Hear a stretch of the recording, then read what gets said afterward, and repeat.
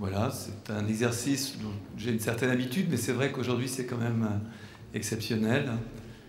Voilà, d'avoir, je sais pas, 50 ans, hein, ça se fête, comme on dit. Et donc je ne vais pas être trop long, puisque quand je fais des présentations de saison, généralement je prends mon temps. Et vous dire simplement, vous savez, ce pupitre, c'est le pupitre d'il y a 50 ans, donc celui où André Malraux a fait son discours. Donc c'est vrai qu'il est un peu usé, donc, mais bon, on s'est dit, voilà, sans nostalgie, hein, parce que je pense qu'il faut toujours regarder devant soi, c'est ça qui est important, surtout quand on parle de création. Et voilà. Et je voulais aussi avoir une pensée particulière à quelqu'un qui est décédé il n'y a pas longtemps, qui est Philippe Théry. Et voilà, qui n'était pas le premier directeur de cette maison, mais c'est vraiment lui qui a impulsé, qui a ouvert la maison, qui était là à l'ouverture, le 12 février, qui était là à l'inauguration, et qui est reparti quelques années plus tard pour créer l'Office national de diffusion artistique, et qui est quelqu'un, je pense, voilà, d'important ici à Amiens, mais aussi dans l'histoire culturelle française. Voilà, et peut-être simplement vous dire que cette maison, je pense que tous les directeurs, il y en a certains ici, hein, il y a Michel Aurier, il y a Jean-Marie Lotte qui sont là. Voilà, on s'est vraiment battu pour garder cet esprit qui est l'esprit de Malraux, qui est cette confrontation, cette rencontre avec les grandes œuvres. Et cette maison, elle a cette particularité d'avoir, je pense, gardé tout ce qui était à son origine, peut-être à la différence d'autres maisons. Voilà, et aussi à inventer des choses. Donc vous avez entendu parler du Label Bleu, mais aussi notre festival de jardin. Voilà, donc je voulais simplement déjà remercier notre ministre de la Culture, Audrey Azoulay, d'être venue, puisque je trouve que c'était un plaisir, surtout que vous venez de rentrer en fonction. Xavier Bertrand d'être avec nous. Voilà, Alain Geste, notre président de métropole. Laurent Saumon, qui est le président du conseil départemental, Brigitte Fourré, qui est notre maire d'Amiens. Et donc, chacun va prendre la parole et je terminerai quand, voilà, pour... simplement, peut-être un petit mot. Vous savez, il y a Marcel Bozonnet qui fête aussi ses 50 ans de carrière, je tenais à le dire, puisqu'il est là avec nous aujourd'hui. Madame la ministre, donc je vous laisse la place. Voilà.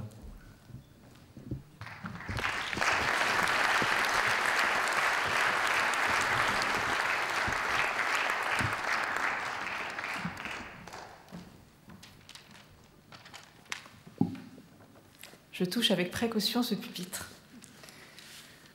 Monsieur le Président de Région, cher Xavier Bertrand, Monsieur le Président d'Amiens Métropole, cher Alain Geste, Monsieur le Président du Conseil départemental, cher Laurent Saumon, Madame la maire, chère Brigitte Fourré, Mesdames et Messieurs les parlementaires, Monsieur le Président de la Maison de la Culture, cher Thierry Kircher, Monsieur le Directeur, cher Gilbert Schillinger, Mesdames, Messieurs, chers amis de la culture. Il y a d'abord une évidence, que 50 ans sont passés et que les mots prononcés par André Malraux sur ce même pupitre, visionnaires et passionnés, sont toujours d'une actualité brûlante et on le verra peut-être encore plus fort aujourd'hui qu'hier. Que l'enjeu de civilisation qu'il a décrit ce 19 mars 1966, 7 ans après sa nomination comme ministre des Affaires culturelles de Michel Debré, la place revendiquée pour l'art, au plus près des citoyens, doit continuer à structurer notre action publique. Plus que jamais, le discours d'André Malraux nous appelle, il nous oblige, vous l'avez rappelé, monsieur le directeur. Plus que jamais, la culture est une urgence. Elle est facteur d'émancipation individuelle, mais aussi de cohésion sociale. Et même, cher Xavier Bertrand, je sais que vous partagez cette idée, celle d'union nationale. Elle est une ouverture à l'autre. Elle appelle à entendre des langages nouveaux à travers la création. Les artistes nous invitent, avec leur diversité et leur regard singulier, à voir le monde différemment. Cette maison de la culture a été bâtie 50 ans après la bataille de la Somme. Le centenaire de cette heure tragique de notre histoire nous fait, encore aujourd'hui, mesurer combien le pari des maisons de la culture s'inscrivait dans une réponse profonde et structurante contre la barbarie. Une réponse forgée par les enfants de se tomber dans la boue et l'inhumanité qu'on croyait alors la plus terrible, et qui pourtant allait être suivie d'une barbarie encore plus forte, celle de l'horreur nazie.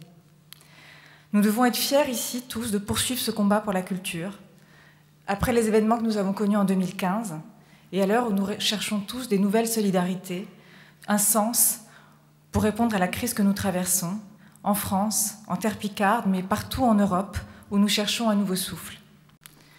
La création, qu'il s'agisse ici du théâtre, de la danse, de la musique, de l'art contemporain, de l'art des jardins, défie les intolérances, les discours simplificateurs.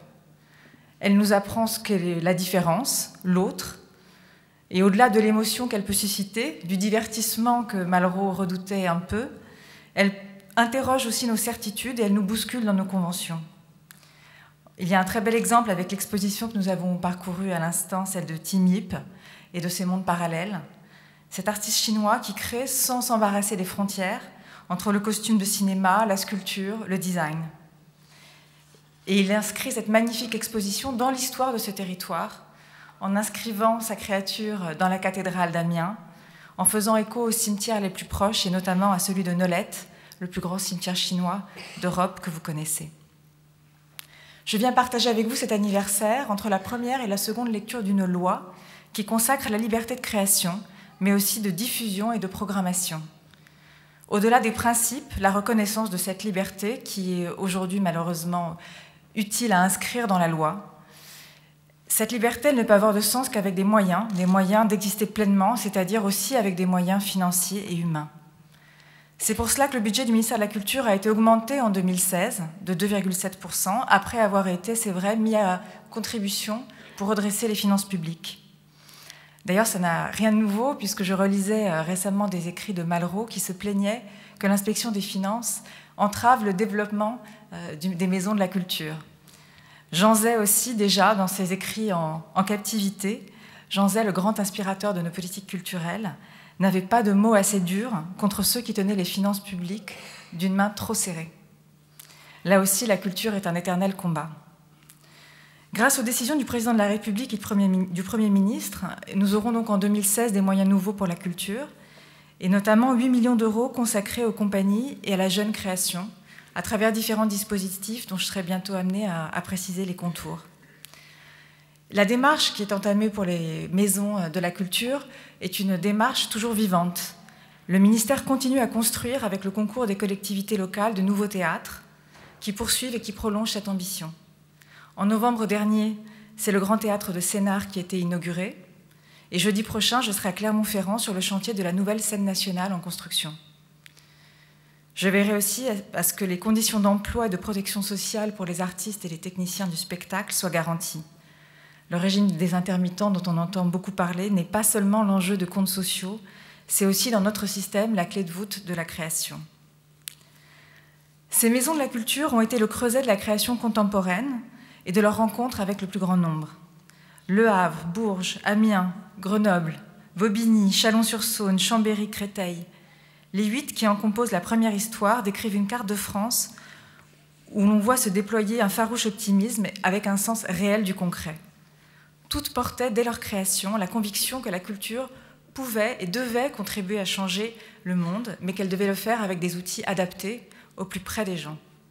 Gabriel Monet, qui était le premier directeur de la maison de Bourges, disait que ces maisons étaient des machines à ouvrir les cœurs, les yeux et les oreilles, afin de renouveler les rapports humains. Quelle belle ambition. Fidèle à l'esprit des maisons de la culture, Amiens est celle des artistes de tous bords, avec du cinéma, du spectacle vivant, de l'art contemporain, du jazz, puisque c'est aussi l'anniversaire du Label Bleu.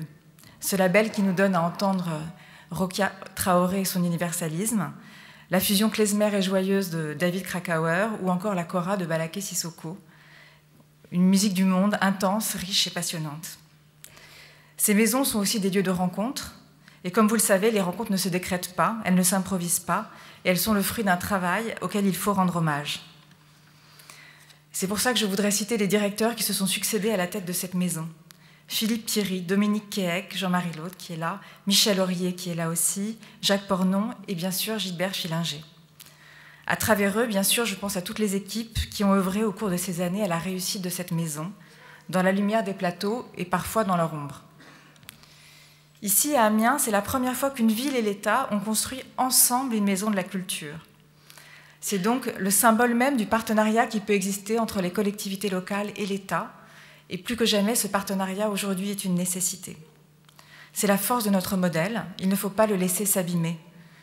Dès mon arrivée au ministère, j'ai réuni le Conseil des collectivités territoriales pour le développement de la culture.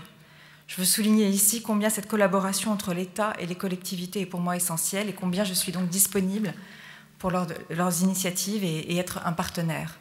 Parce que l'État doit être un État fort, parfois garant, parfois arbitre, mais surtout un État qui écoute, qui soutient, qui accompagne. Je le dis dans une région qui a, chez Xavier Bertrand, beaucoup investi pour la culture, qui en connaît tous les enjeux politiques, qui est aussi une région qui, je pense, je l'espère, soutiendra demain encore plus la culture, à commencer par les 8 scènes nationales de Nord-Pas-de-Calais et Picardie, dont la Maison de la Culture d'Amiens fait partie. Sur tout le territoire français, les 72 scènes nationales réunissent chaque saison 3 millions de spectateurs, dont un quart sont des enfants et des adolescents. Amiens y figure en bonne place, avec 55 000 spectateurs annuels. Sous la direction de Gilbert Schillinger, elle poursuit l'histoire qui a été forgée avec Ariane Mouchkine, Patrice Chéreau, Jean-Pierre Vincent et Antoine Vitesse, pour ne citer qu'eux. Aujourd'hui, la Maison de la Culture ouvre des pistes nouvelles. Elle se transforme en centre européen de création, de production, et elle ouvre des frontières en faisant cela que d'autres cherchent à fermer. Je salue aussi la collaboration avec le Festival des Jardins Filtrants de Téhéran, mariant l'art des jardins et l'ouverture sur le monde. Elle veut aussi dépasser ses murs pour investir l'espace public et participer au débat de société au plus près des habitants. Demain, de nouvelles générations d'artistes, de citoyens investiront cette maison, d'où le rôle fondamental de l'éducation aux arts, dans le temps scolaire, dans le temps libéré par les nouveaux rythmes. L'importance aussi, vous le savez bien, du réseau des bibliothèques que l'État va aider en 2016 pour celles qui souhaitent ouvrir le dimanche. L'importance aussi du réseau des conservatoires qui tous les jours forment des professionnels et des amateurs que l'État réinvestit après s'en être éloigné. C'est avec l'ensemble de ce réseau dense, ambitieux, que nous pourrons, ensemble, État, collectivités, créer les conditions de cette métamorphose la plus profonde de l'être humain que convoquait André Malraux. C'est mon souhait et je le partage, je crois, avec l'ensemble des personnes ici présentes. Merci beaucoup.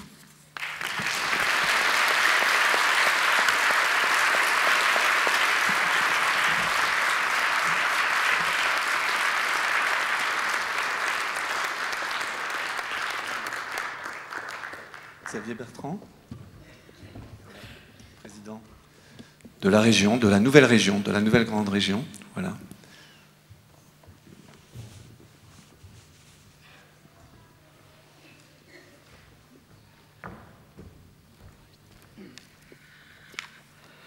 Madame la ministre, si vous avez cité tout le monde, permettez-moi de rentrer dans le vif du sujet. Et le vif du sujet, c'est en citant Malraux. La culture ne s'hérite pas, elle se conquiert.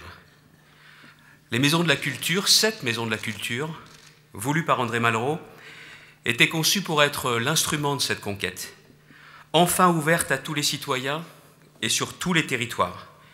Une conquête qui reposait sur une ambition, offrir l'excellence pour le plus grand nombre, de la culture pour tous, bien sûr, et sur l'ambition aussi d'une égalité culturelle partout en France. C'est la réussite de la Maison de la Culture d'Amiens que d'avoir rempli ses objectifs de démocratisation culturelle. Et c'est un exemple vivant de ce que nous pouvons réaliser à l'échelle de notre grande région. La grande région est à cet égard une formidable opportunité, n'en doutez pas, n'en doutez plus. Terre de musée, région mémoire, bassin de création, ouvert sur l'Europe et au-delà, foyer de formation au nouveau modèle numérique, terre de tradition et de fêtes populaires vivantes, elle a une responsabilité, porter une ambition culturelle nouvelle pour tous les territoires et tous les publics. Comme je l'ai dit et répété depuis de nombreux mois, je veux que toutes et tous, acteurs culturels, élus, artistes, conservateurs du patrimoine, nous nous mettions au travail ensemble pour redéfinir un pacte culturel régional ambitieux. La baisse des crédits de nombreux financeurs nous incite à repenser nos partenariats, ainsi que la place que nous accordons aussi au mécénat. Il nous incite aussi à déterminer nos propres priorités. Avec le G6, le Conseil régional et les 5 conseils départementaux, nous devons être aussi force de proposition vis-à-vis de l'État, Madame la Ministre, afin de désigner des priorités, de soutenir la diversité des formes et des acteurs culturels du territoire. à la grande région aussi, aux côtés de l'État, aux côtés des collectivités locales, de prendre une place nouvelle en matière de politique culturelle. Et la région sera à vos côtés, elle sera au rendez-vous de la culture, de la création, des artistes. Oh, encore une fois des mots? Que des mots? Non. Les mots ne suffisent plus, j'en ai bien conscience, il faudra des actes, mais pour que les mots deviennent des actes, il faut aussi des crédits et des budgets. Et je le dis aussi au nom de François de Coster, vice-président de la région, aussi en présence de conseillers régionaux, et notamment de ma vice-présidente Brigitte Fourré, le budget de la région consacré à la culture va être augmenté. Il mobilisera progressivement de 70 millions d'euros aujourd'hui par an, il va passer à 110 millions d'euros à la fin de ce mandat. Je veux être clair, cette augmentation des moyens budgétaires, ça n'est pas pour que la région soit une caisse de compensation et qu'elle compense les reculs de financement de tel ou tel. C'est parfois pour faire autre chose, c'est parfois pour faire davantage, et en tout cas pour faire mieux. Mais cet effort particulièrement important, quelles que soient les contraintes, et sans augmentation de la fiscalité régionale, c'est parce que j'ai conscience aujourd'hui, quand je mesure le regard qui est porté sur les acteurs publics, c'est que nous avons besoin de nous engager, et le plus précisément possible. La culture, elle est au cœur de l'éducation, de l'épanouissement individuel, de l'identité collective aussi, du partage et de la constitution d'une société. Elle est indispensable à la vie des habitants de notre grande région, surtout dans notre grande région. Alors oui, j'assume qu'elle devienne pour nous une priorité et que nous adoptions une ambition nouvelle. Je ne veux plus, et je le dis aux acteurs culturels, que vous connaissiez cette situation où des structures voient leurs moyens menacés au cours ou à l'approche d'une saison culturelle quand il est trop tard.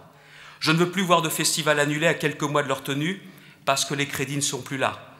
Il vous faut de la cohérence de la part des acteurs publics, il vous faut de la lisibilité et de la durée pour développer les instruments d'une vraie politique culturelle. Je voudrais détailler un instant les objectifs de cette politique. Ce sont ceux que nous avons commencé à bâtir ensemble avec les membres du CRAC, de ce nouveau collectif dont je crois à la force et à la pertinence. Nous allons organiser des séminaires pluridisciplinaires autour de 3 axes. 3. Le premier, c'est création, soutien et valorisation, inscription européenne. C'est le premier axe. Le deuxième, c'est équité territoriale et démocratisation. Et le troisième, éducation artistique et culturelle, tout au long de la vie. Notre région doit donc être la garante de l'ambition internationale de notre scène culturelle, comme elle doit être la garante des grands équilibres territoriaux, et ne jamais oublier les zones rurales. Je serai attentif aux côtés de l'État, Madame la Ministre, un État partenaire, pour faire en sorte que les politiques d'éducation artistique et culturelle, que ces politiques de démocratisation culturelle soient présentes partout, dans la métropole lilloise, bien sûr, mais aussi sur l'ensemble du territoire, à Amiens aussi, Brigitte et Alain, mais aussi dans le Vimeux, en Thiérache, sur notre beau littoral, comme dans l'arrière-pays ou dans le bassin minier. Pour chaque projet, il faut avoir l'exigence de poser en même temps, excusez-moi de le préciser, de poser en même temps l'accès à la culture des habitants de la région, en n'oubliant aucun public, et aussi parce que c'est compatible à mes yeux, des objectifs d'emploi, de formation, voire de développement du tourisme. Les pratiques culturelles de la jeunesse changent, évoluent. À nous de changer les politiques publiques de la culture, de travailler autrement, de mieux coordonner les interventions et les acteurs au bénéfice d'une diffusion plus large. Nous développerons aussi notre soutien à la création numérique, audiovisuelle et cinématographique, parce que cette grande région Nord-Pas-de-Calais-Picardie, elle commence à quelques kilomètres de Paris seulement, même si elle va jusqu'au littoral, autour de Dunkerque. Les Césars 2016 ont aussi fait la part belle à la grande région, avec pas moins de 20 nominations et surtout de 3 récompenses pour La Tête Haute, l'Hermine et 3 souvenirs de ma jeunesse. Fier d'être habitant de notre région, c'était le cas hier encore. Rendre la culture accessible à tous passe également, je l'ai dit, par ce développement de cette éducation artistique et culturelle tout au long de la vie. Et je me réjouis des projets, notamment de la ville et de l'agglomération d'Amiens, en faveur de l'éducation artistique. Je sais que dans le travail que vous menez, les acteurs associatifs ont toute leur place aux côtés des institutions publiques, et je pense notamment à la lecture publique et à l'exigence démocratique que représente l'accès aux livres, et dans votre ville, le réseau de bibliothèques. Et j'ai bien entendu aussi votre message, Madame la Ministre. Cette ambition démocratique, cet engagement en faveur de tous les publics et en faveur de l'éducation, vous le portez ici, à Amiens. Cette ambition, vous la portez. La culture, c'est ce qui répond à l'homme quand il se demande ce qu'il fait sur Terre. Dans la quête de sens, dans le sentiment d'insécurité culturelle qui habite nombreux de nos concitoyens, les politiques culturelles sont plus qu'une obligation, elles doivent être une priorité.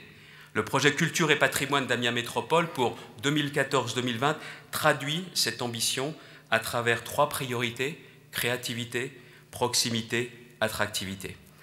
Je voudrais saluer à nouveau le travail ici de Gilbert Fillinger et au travers lui de toutes ses équipes, les équipes qui se sont succédées, les équipes qui sont autour de ce formidable chef d'orchestre qui donne vie avec talent à cette maison de la culture.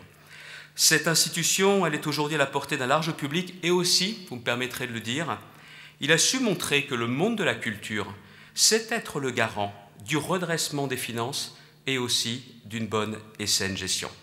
La Maison de la Culture d'Amiens, scène nationale, centre européen de création, 100 000 spectateurs par an, des spectacles produits ou coproduits, un outil de rayonnement européen et international. Pour Amiens Métropole, ce navire amiral de la culture, c'est une chance pour Amiens, c'est une chance pour l'ensemble de la grande région. En accueillant des plasticiens, des paysagistes anglais en 2014 sur les ortillonnages, c'est l'Europe de la culture qui se révèle. Et avec cette formidable exposition que nous allons voir dans quelques instants, c'est bien au-delà de l'Europe que nous savons rayonner. Ce rayonnement ne contredit pas le travail de proximité que vous conduisez, notamment dans le cadre des partenariats tissés avec les centres culturels du territoire, le Safran, le centre Jacques Tati. C'est un lieu pluridisciplinaire par excellence, et vous êtes un acteur puissant de la société, des relations entre les quartiers et de la cohésion sociale. Car, je tiens aussi à le dire, nous sommes tous réunis, nombreux, prestigieux, Madame la Ministre, pour vous souhaiter un bon anniversaire, de bons anniversaires. 50 ans pour la Maison de la Culture, 30 ans pour le Label Bleu, avec un catalogue formidable. Comment ne pas évoquer les albums produits chaque année, comment ne pas évoquer ce catalogue remarquable, comment ne pas citer non plus les expositions accueillies chaque année dans les salles Matisse, tiens, encore un lien avec la grande région et Giacometti. Car c'est vous qui me l'aviez dit il y a quelques mois, Gilbert, il nous faut décloisonner les institutions, et notamment ici à Amiens, et je le dis, je plaide, et nous nous efforcerons que les grandes institutions cessent de se regarder en chien de faïence ou qu'elles s'oublient. Je crois qu'il est temps maintenant de coopérer et très clairement aussi de rapprocher. Mon propos va en inquiéter certains, mais en tout cas c'est une exigence à laquelle nous allons travailler les uns les autres. Ne vous inquiétez pas, je parle pour la région. Mais je veux utiliser toutes les potentialités culturelles de la grande région et savoir parfois vibrer au même diapason lors de grands événements comme au quotidien. La région a la volonté aussi de mieux faire connaître ses musées avec un pass musée régional, un dispositif TER musée qui pourrait d'ailleurs servir de modèle à un pass TER spectacle.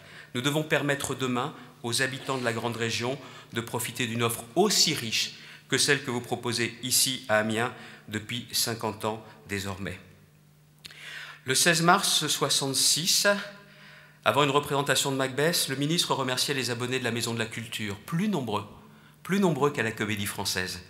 Cet engouement populaire ne s'est jamais démenti, cette créativité ne s'est jamais tarie, cette ouverture vers tous les publics et vers les autres territoires ne s'est jamais amenuisée.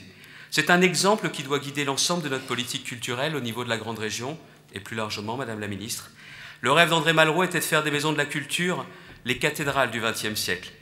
Quand je vois l'action de la Maison de la Culture d'Amiens depuis 50 ans, je me dis que vous avez de la chance, chère Brigitte, cher Alain, cher Gilbert, d'avoir 2 cathédrales qui voisinent, représentant le patrimoine et la culture vivante de notre région. J'ai été long, mais comme Gilbert a peu parlé, je voudrais le citer.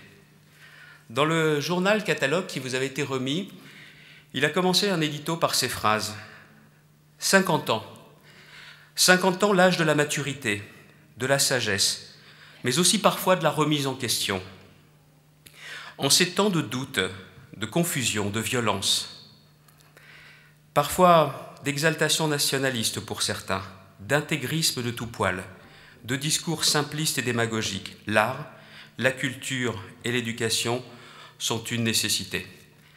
Ce soir, ni la voix, ni la passion de Malraux ne résonneront ici. Mais l'esprit de Malraux, peut-être, souffle-t-il encore, et qu'il inspirera ceux qui ne se résignent pas, ceux qui pensent qu'il faut encore et toujours oser, croire, entreprendre, vivre quoi.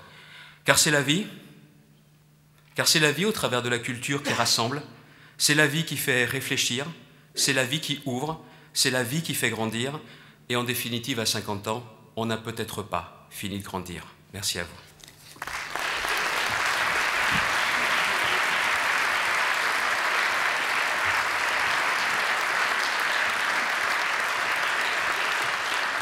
Monsieur Alain Geste, président de la métropole.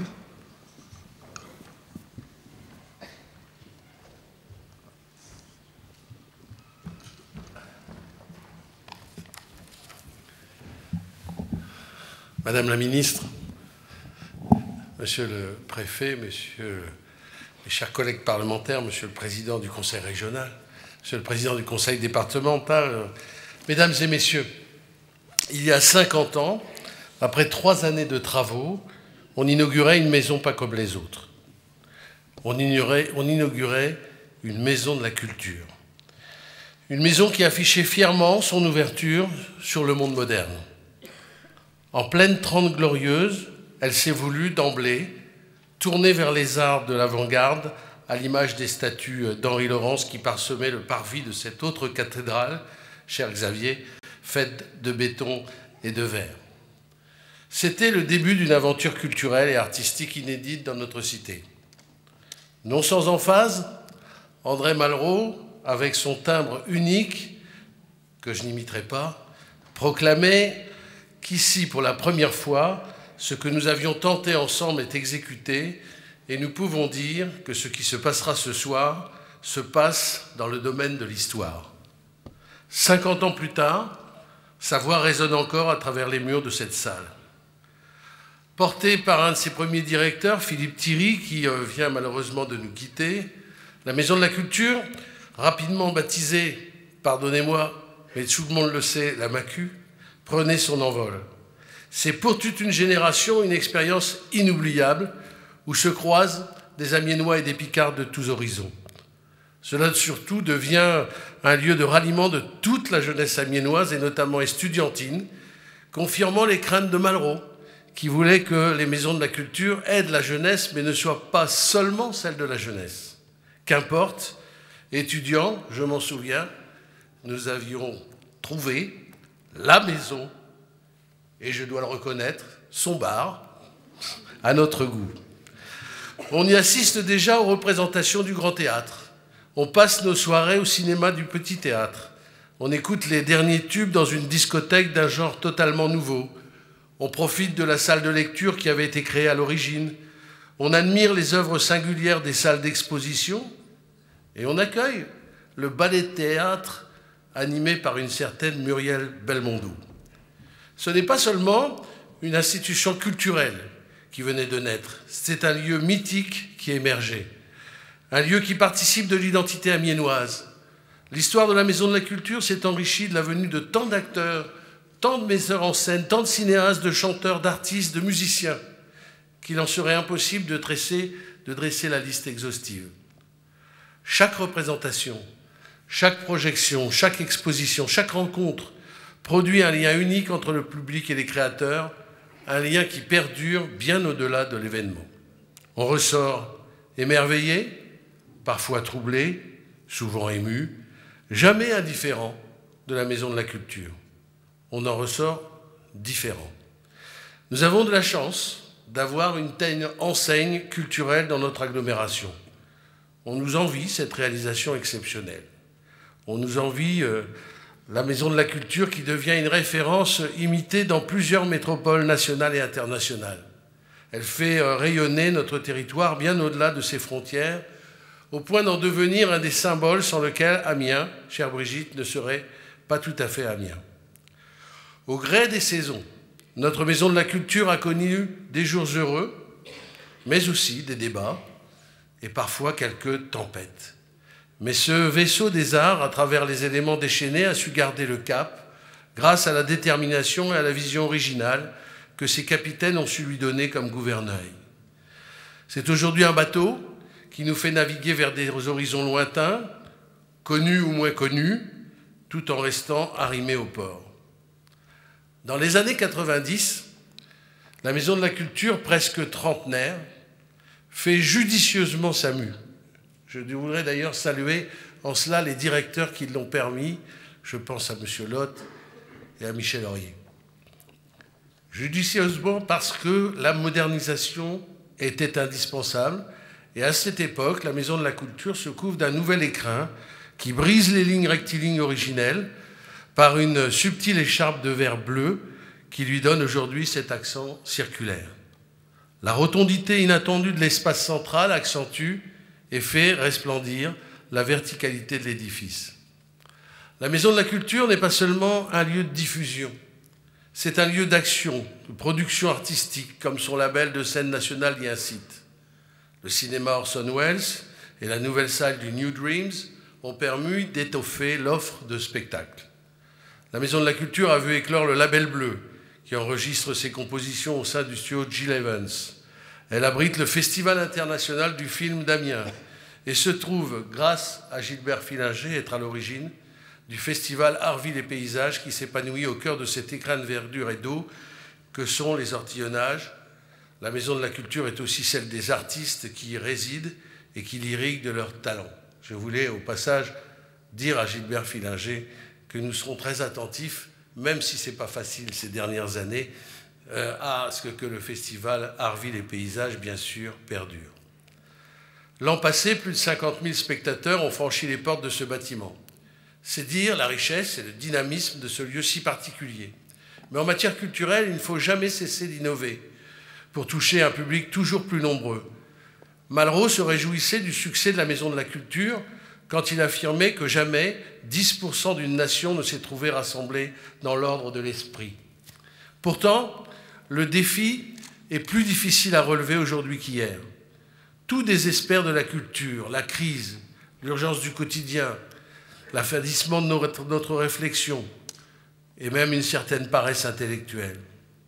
La tentation serait facile de vouloir réaliser des économies sur ce domaine tant le contexte financier qui nous contraint nous oblige à faire des choix parfois tragiques. Mais nous avons choisi à Amiens Métropole de prendre un autre chemin. C'est la raison pour laquelle, Madame la Ministre, nous avons signé avec votre ministère une convention pour maintenir le niveau de nos prestations en matière culturelle. Et c'est cela qui fait que vous-même maintenez les soutiens que vous devez nous apporter. Nous avons fait le pari de la culture pour mobiliser les habitants dans un projet qui fasse rayonner notre métropole. La culture vit, elle s'épanouit, elle grandit, elle se vivifie, mais elle peut aussi perdre de son sel, perdre de sa pertinence ou de son impertinence. Le célèbre orateur de l'inauguration de 1966 nous prévenait déjà. Une culture ne meurt que de sa propre faiblesse. On doit y faire attention. Si nous n'y prenons garde, qu'offrirons-nous aux nouvelles générations? Une culture aseptisée, relativiste, bornée par la rentabilité et affaiblie par une orthographe que l'on croit plus accessible parce qu'on l'aurait simplifiée. Préserver le sens d'une langue n'est pas une lutte d'arrière-garde. Une langue se meut, se transforme et s'enrichit d'apports exotiques qui en font à la fois la subtilité et la délicatesse. Non, ce n'est pas un combat passéiste, c'est un combat pour défendre l'inutile. Une langue peut être belle avant d'être utile. Après tout, l'accent circonflexe est sans doute aussi inutile que la culture, mais comme la culture, nous en avons tant besoin. L'accent dessine des courbes, donne des inflexions, propose des respirations, inspire des intonations. On pourrait se passer de l'accent circonflexe, mais il est aussi indispensable à notre vie que l'est la culture. Mon cher Gilbert, vous voulez nous enseigner à aimer. Je voudrais aussi que l'on apprenne à prendre le temps de la culture. Dans ce monde qui va si vite, qui nous échappe, la culture nous invite à suspendre le temps. Quand nous courons toujours, absorbés dans le tourbillon du quotidien, elle nous aide à respirer. Nous avons besoin d'apprendre à poser le regard sur notre environnement. La culture nous invite à lâcher prise, elle nous inspire. La culture nous donne la lumière quand les ombres tentent de s'emparer de notre civilisation, quand les ténèbres tentent de l'y engloutir. C'est bien le sentiment de luminosité qui nous saisit dans ces lieux quand nous empruntons l'entrée de la façade conçue à la manière d'une baie vitrée. La culture nous rend curieux et se nourrit de notre curiosité. Elle nous abreuve en permanence sans jamais nous rassasier. Elle nous rend vivants, Tout est circulation dans la Maison de la Culture, tout est fluidité, et l'on peut simplement traverser l'édifice par le couloir central pour passer d'une rue à l'autre. Tout ici fait sens dans cette architecture novatrice. La verticalité de l'édifice, comme un signe tendu vers le ciel, nous rappelle que notre présence ici-bas n'est là que pour éclairer d'autres mondes, comme notre vie intérieure qu'il nous faut apprendre aussi à cultiver. La culture nous enracine, elle nous enlève, elle nous élève, elle nous permet de réinventer notre passé pour inventer notre avenir. Mais je ne voudrais pas céder à la tentation uniquement rétrospective qui incite à célébrer un anniversaire. La Maison de la Culture doit nous donner encore envie d'y venir. Elle est appelée à se renouveler et elle ne fera pas cela, pour reprendre l'injonction de Malraux, sans vous. Elle continuera avec et au-delà des institutions qui la portent et l'encouragent depuis un demi-siècle. La programmation de ce cinquantenaire est à l'image de la maison et de la saison, fécond et passionné. C'est un programme intense et enthousiaste qui nous ressemble. Oui, nous avons choisi, malgré les temps difficiles que nous traversons, de faire de la culture notre clé pour ouvrir tous les cœurs. Et tant pis si l'époque est au renoncement, nous avons choisi l'optimisme et nous osons l'espoir. Bon anniversaire.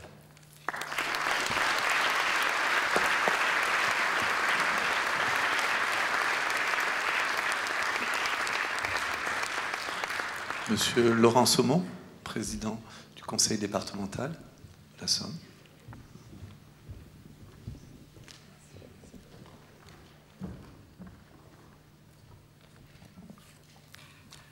Madame la ministre, monsieur le préfet, messieurs les parlementaires, monsieur le président de la région, madame la vice-présidente du conseil général, du conseil départemental en charge de la culture, madame le maire, monsieur le directeur, mesdames, messieurs, chers amis, 50 années d'activité de la MACU, résumée dans la brochure éditée à cette occasion, démontrent la vitalité, la diversité et l'attractivité de son offre, le nombre de ses visiteurs, la variété des publics qui sont venus voir, entendre, regarder, réfléchir devant tous ces spectacles, expositions, projections, ateliers, conférences, pour comprendre le monde au travers les arts.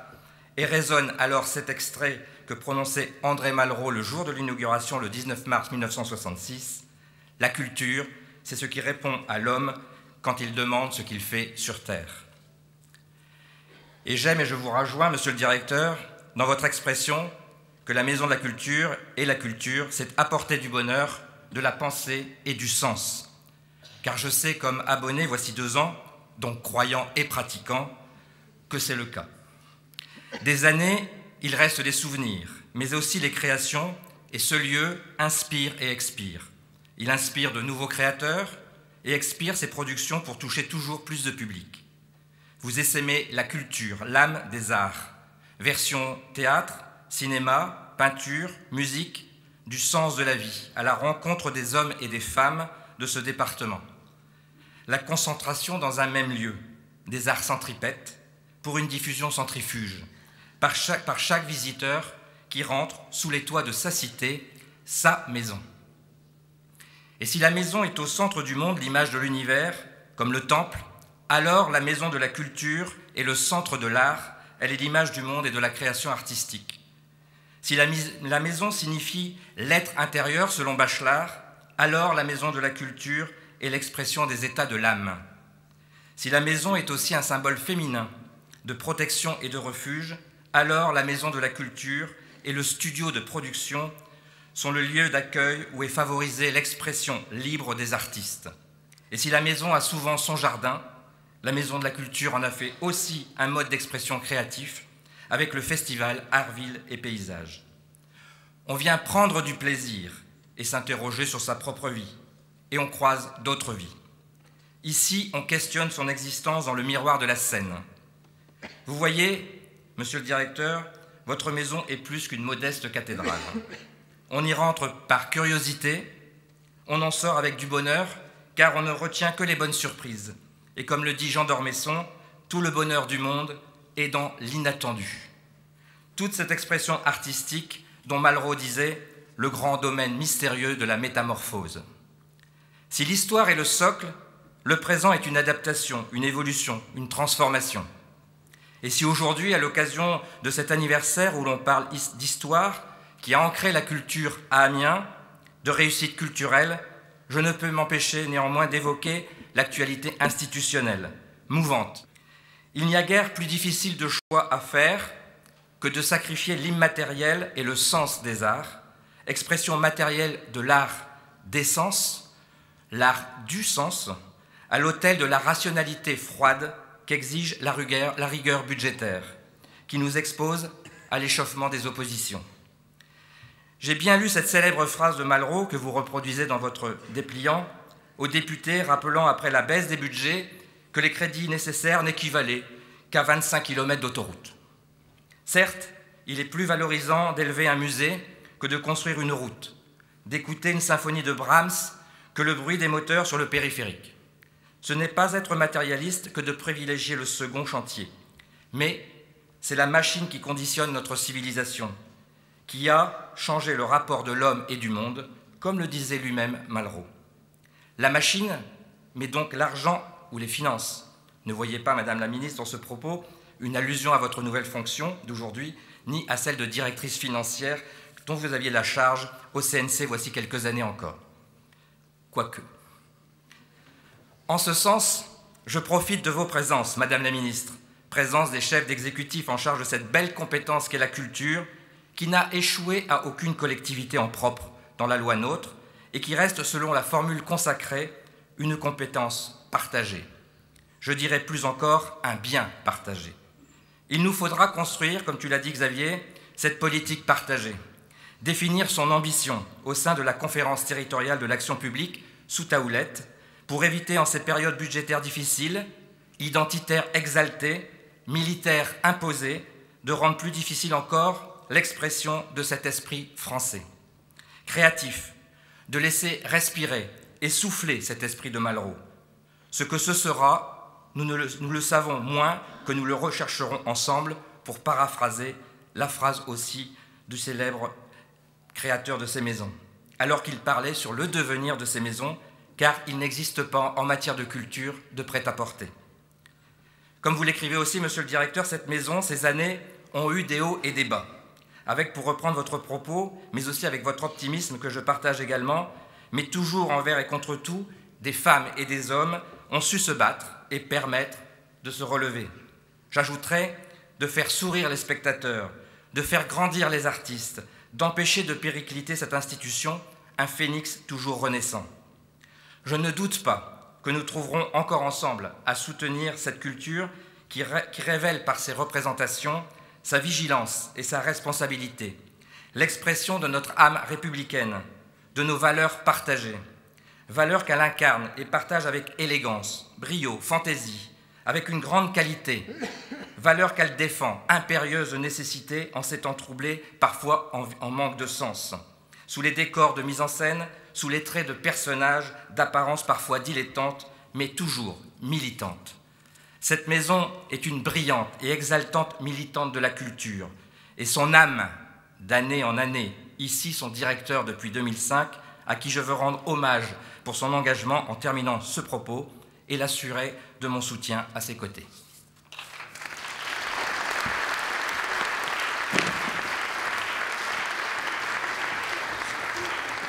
Merci. Madame Brigitte Fourré, maire d'Amiens.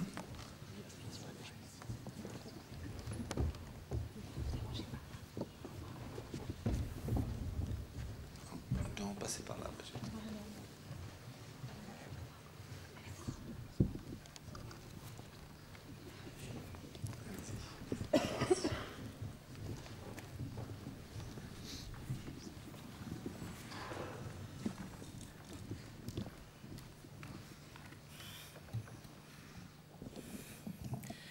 Mesdames et messieurs, pour commencer, il me semble important de rappeler le contexte de la création de cette maison, même si, quand on parle en dernier, évidemment, beaucoup de choses ont déjà été dites.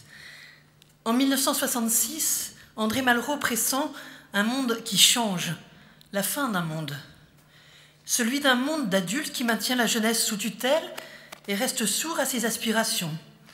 celle d'une considération légitime, d'une émancipation de code et à la liberté d'expression.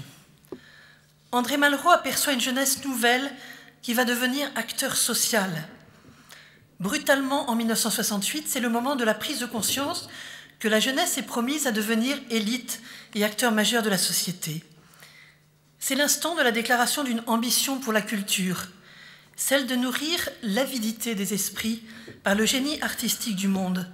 Cette ouverture est illustrée superbement aujourd'hui avec l'exposition consacrée à l'artiste chinois Tim Yip.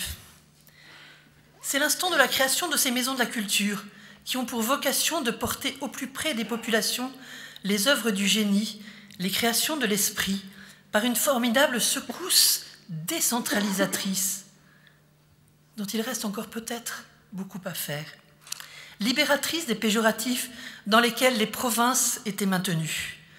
Ce jour-là, à l'image de l'homme qui marche, la célèbre sculpture de Giacometti, qui a failli figurer longtemps sur notre parvis pour nous rappeler l'homme blessé et l'humanité défigurée par la guerre. Homme cependant en marche, tête droite, le regard porté sur un monde qui s'ouvre à nouveau, nous montre la voie de l'espérance. La maison, ce jour-là, se met en ordre de marche sous l'impulsion de ses directeurs successifs. Messieurs Philippe Thierry, Jean-Marie Lotte, qui a fait entrer la création littéraire avec l'édition des Trois Cailloux, Michel Orillet, qui à son tour fait entrer l'édition musicale Label Bleu, qui fête ses 30 ans, avec à son actif plus de 200 albums, dont ceux de Rokia Traoré. Je les salue et les remercie de leur action à la tête de cette maison.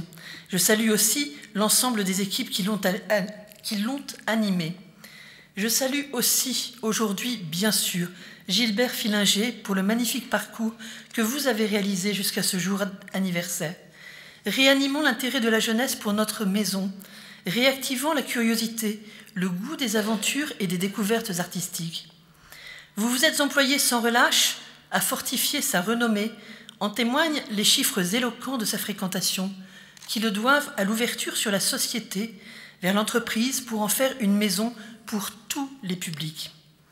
Votre programmation ouverte à tous les genres s'est ouverte aussi aux créateurs en marge de la ville où naissent de nouveaux courants, de nouveaux talents qui trouvent accueil et promotion au sein de cette maison. Du scolaire à la locataire de différentes aides, du chômeur à l'ingénieur, cette maison est grande ouverte pour stimuler les esprits et promouvoir les talents. Cependant, par-delà les nourritures de l'esprit, cette maison, depuis l'origine, a un rôle important révélé au cours du discours historique inaugural d'André Malraux. Je cite, « Si l'université est là pour apprendre à apprendre, la culture est là pour apprendre à aimer. » C'était illustré symboliquement, bien sûr, par le couple du sculpteur Étienne Martin, qui lui aussi trônait sur le parvis de la maison et qui est aujourd'hui placé au pied de l'église Saint-Leu. Aimer, parce que dans ce monde brutal que nous vivons et subissons aujourd'hui, dans notre France, meurtrie par la barbarie, il s'agit de lui opposer, par-delà les puissances de l'esprit, celle du cœur, face à la dureté, à la sécheresse des relations entre les peuples. Que vaudraient nos symboles républicains de liberté, d'égalité et de fraternité s'il n'y avait pour les animer le verbe aimer? Sans aimer, sans apprendre à aimer, ce serait à nouveau la fin d'une civilisation que dénonçait déjà Paul Valéry. Il est urgent aujourd'hui plus qu'hier encore que le cœur de cette maison fasse battre les cœurs pour ne pas désespérer la jeunesse, cette jeunesse qui a montré récemment combien elle est généreuse, ouverte, tolérante, fraternelle et aimante face aux événements récents qui nous ont ensanglantés et qui ont spontanément emporté les jeunes dans un superbe élan de solidarité. L'élixir de notre maison, la magie de la culture, réside dans cette capacité qui lui est propre de susciter émotion, communion, affection, sensibilité, goût de l'aventure, goût des autres. 50 ans n'est pas un âge, c'est une date, celle d'une naissance nouvelle, celle d'un nouvel enjeu, celle d'une maison unique au cœur de notre grande région et qui doit prendre sa part pour édifier, former, forger, éduquer, nourrir des esprits ouverts au monde et à l'Europe. Elle doit continuer à témoigner du génie d'aujourd'hui pour relever les défis et juguler les pessimismes, participer de l'Europe du cœur et des idées. Il s'agit aujourd'hui de construire un sentiment d'appartenance et de culture commune à rétablir face à une histoire régionale qui était éclatée. C'est l'un des enjeux de la nouvelle grande région, Monsieur le Président, vous en êtes bien convaincu. Ce sera le rôle de la mise en réseau de nos institutions et des acteurs culturels, au premier rang desquels la Maison de la Culture d'Amiens, appelée à développer des échanges, des coopérations et des coproductions. Le monde change, tant mieux. Il nous appartient de le rendre meilleur. Et c'est au creuset de cette maison que naîtront des idées pour un nouveau monde que nous espérons tous plus solidaire et plus fraternel. Alors, en ce jour particulier, à tous ceux qui ne se satisfont pas d'un monde malade et d'une planète abîmée, qui veulent construire demain, préparer un futur serein, je leur dis, entrez dans cette maison qui vous dit la poésie de la vie pour nous aider à devenir plus hardis. Entrez dans cette maison et gorgez-vous des talents qui nous ouvrent sur le monde.